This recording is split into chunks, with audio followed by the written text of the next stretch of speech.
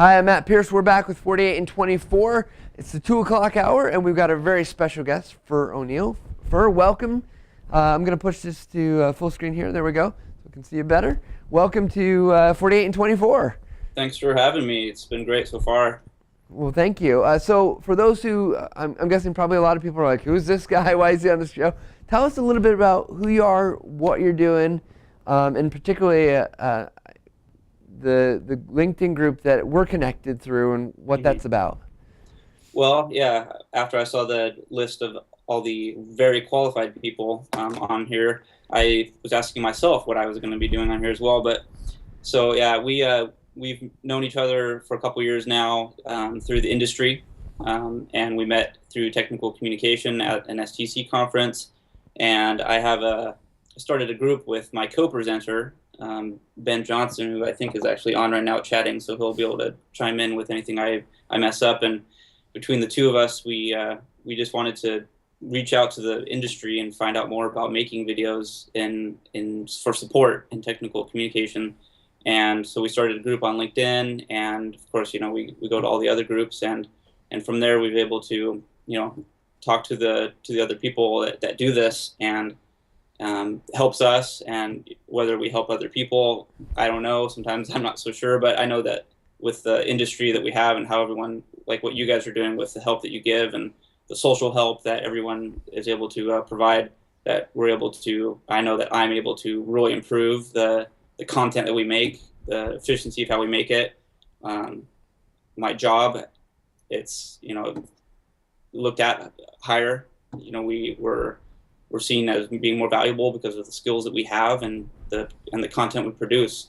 And if you go all the way back to the beginning, it all kind of starts with this idea of, hey, let's look into making videos, and then meeting you, and just all these things, kind of one thing after another. So it can start really small, and that's something that I will talk about and briefly as well, as how it can start small and grow into something that's really important for your company. Yeah, I think it's important to talk about.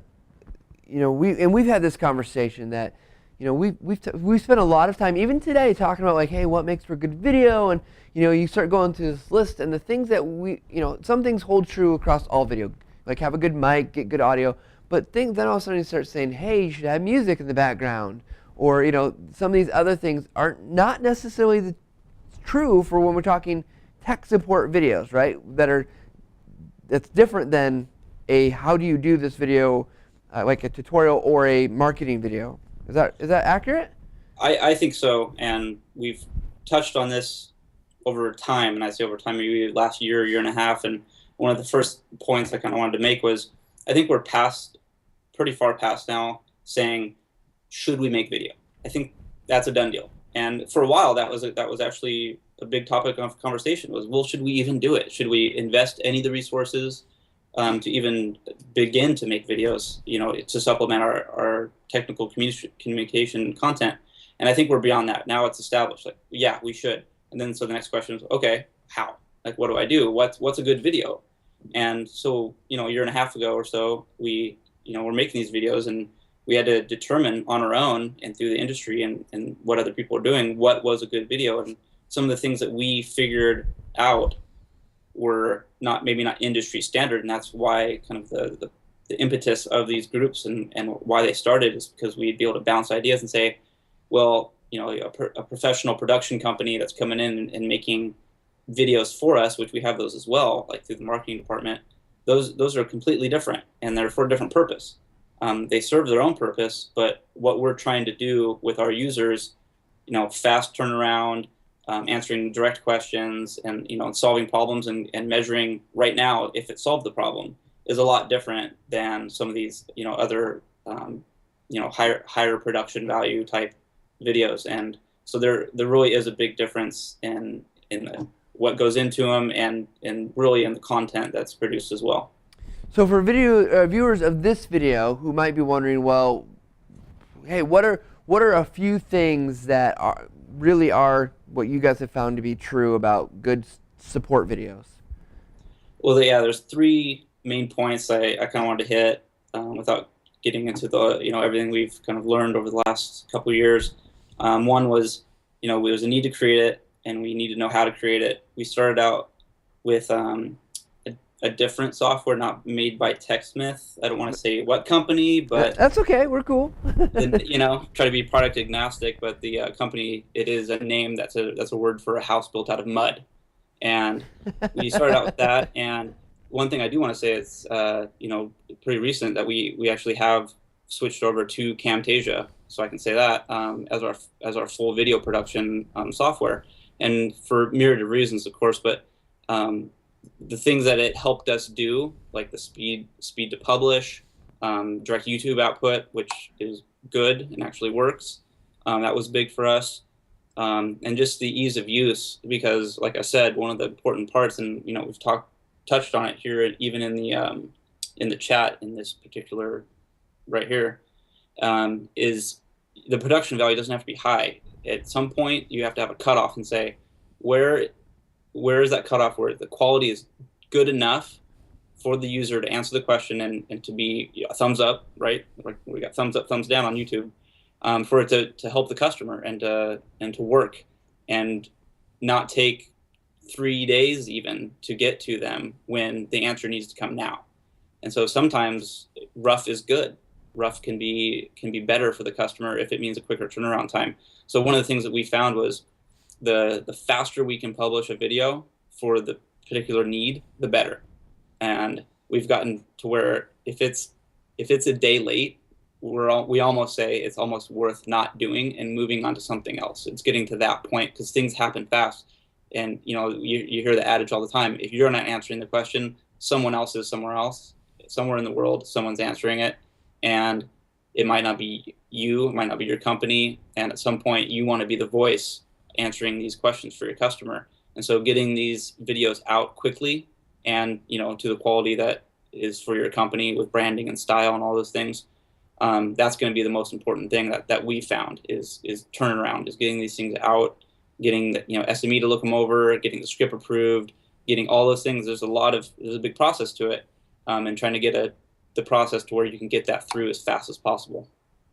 Well, I think that's interesting because we were just talking to Matt Kane from Google. Now we're talking. It was very different. We're talking these hip hop help video things, but he talked about kind of the minimal viable product, right? The thing that you get out, the thing that's going to be most helpful at the point of need, without going too much or too little.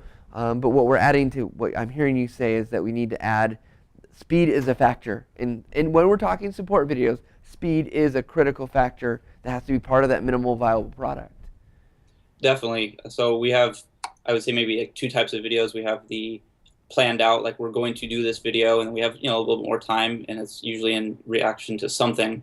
But what we're finding and what we're experimenting with, and some of the things that I'll probably be bringing up with you guys with TechSmith, with a way to integrate Snagit videos, like we talked about. I was chatting actually as anonymous at the time, so you didn't know it was me, but so you can make these MP4s, and then you can just use those. You can import them. There's a lot of things you can do to make quick videos, even quicker than we're doing now. And we're trying to find a way to have the whole gamut of the we have Storyline as well, and we can make these thought out 1 month production videos that really cover everything. But then we can have the Camtasia videos, maybe take us 3-4 days, maybe a week, get out a good really good video, and then we also have the need to get these videos that we can push out even faster. So it really depends on the industry, of course, that you work in, and the visibility that your videos are going to have and where they're going to be pushed to. But in our case, we push out our videos to the platform that's going to be seen by the most amount of people that potentially could need our videos. And for us, that's pretty simple. It's YouTube. Like, where else would we put it? And that would bring me to 2 other points that I wanted to make was, so we have the create videos, and you have to create the processes, and you have to get these out the door fast. That's one of the priorities. And then the second one would be publishing. Like, where are you going to put these things? And the software that you use to create the videos can determine where you put your videos, of course, and how well those videos will do or are received in the medium that you're publishing.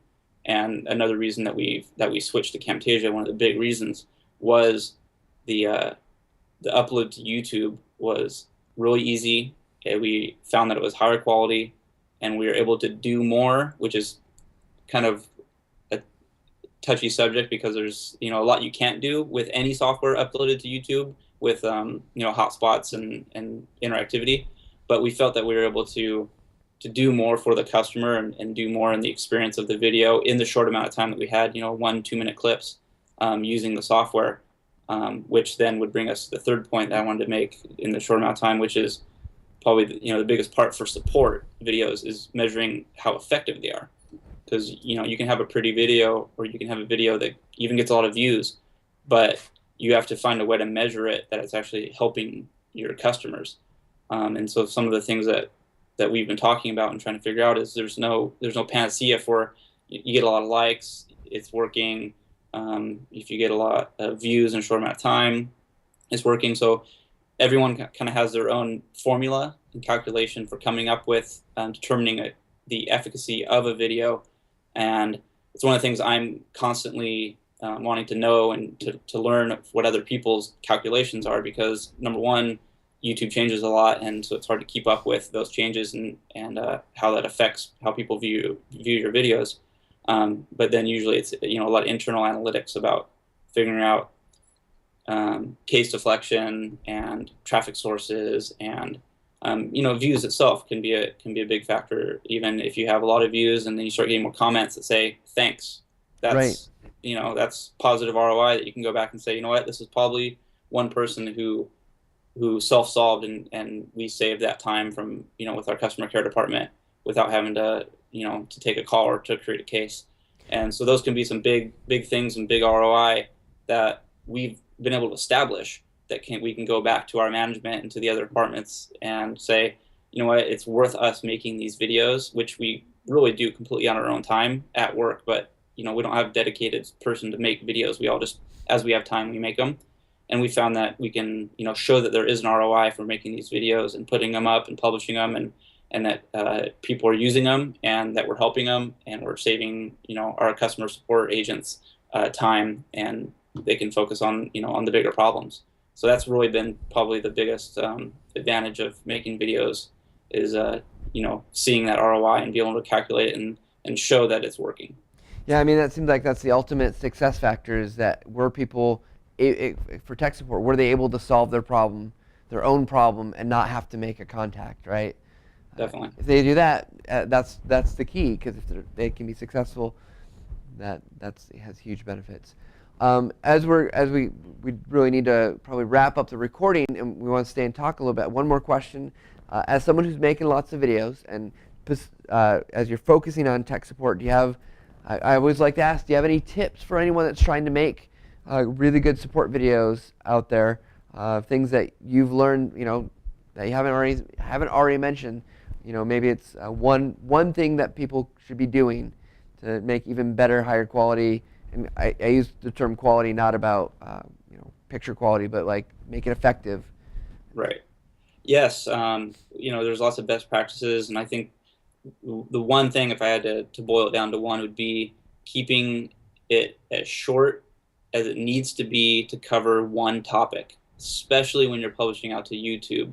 You don't have the luxury of jumping with bookmarks or jumping. You can use annotations, but that gets confusing, and then you have if then statements, and then people get confused and they don't, does it apply to me or not? So keeping them short and creating more is more useful, because you can jump between videos.